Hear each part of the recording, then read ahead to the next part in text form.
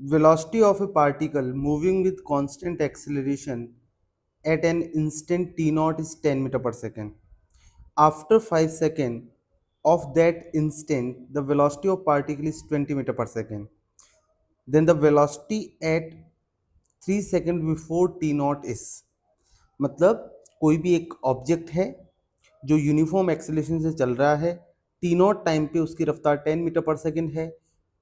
5 second के बाद, T not के 5 सेकंड बाद, मतलब टी नॉट प्लस 5 सेकंड पे उसकी वेलोसिटी 20 मीटर पर सेकंड है। तो टी नॉट माइनस 3 पे उसकी रफ्तार क्या होगी, हमें ये बताना है।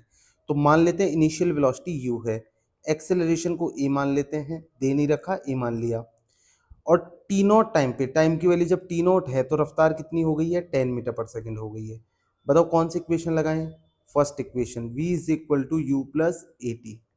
v की वैल्यू है 10 मीटर पर सेकंड, u हमें पता नहीं है, a भी नहीं पता, t की वैल्यू टी नॉट है। ठीक है, तो एक इक्वेशन बन गई यहां से, u और a जो है वो हमें पता नहीं है। चलिए दूसरी बात क्या कह रहा है कि जब टाइम हो गया, कितना टाइम हो गया, टी नॉट प्लस 5, ठीक है, तो रफ्तार हो गई, वेलोसिटी हो गई कितनी, 20 मीटर पर सेकंड। एक्सलेशन तो वही ए मान लिया, इनिशियल वेलोसिटी को हमने यू मान रखा है। तो यहां से हम क्या कर सकते हैं सर, फिर से फर्स्ट इक्वेशन लगाई जा सकती है, v is equal to u plus a t. V है 20, u ठीक है, ए भी नहीं पता, और टी की जगह हम लिख सकते हैं टी नॉट प्लस 5। तो 20 will be equal to u plus a t not plus 5 a. U plus a t not की वैल्यू देखो कितनी है, इक्वेशन नंबर 1 से, इक्वेशन नंबर 1 से हम u plus a t not की वैल्यू यहाँ पुट कर सकते हैं।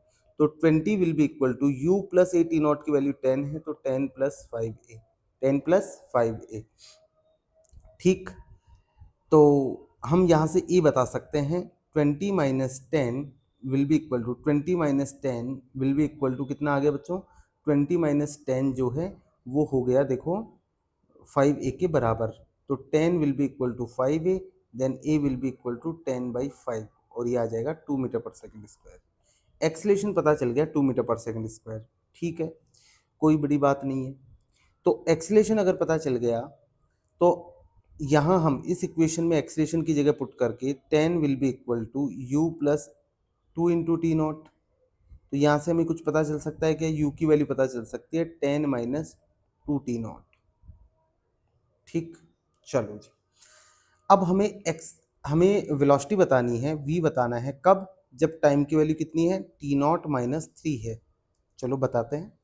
एक्सलेशन की वैल्यू 2 मीटर पर सेकंड स्क्वायर पता चल गई, और हमें क्या करना है, हमें इनिशियल वेलोसिटी u दे रखी है, और u की वैल्यू भी हमें पता चल गई कि u कितना है, 10 माइनस 2 टी नॉट।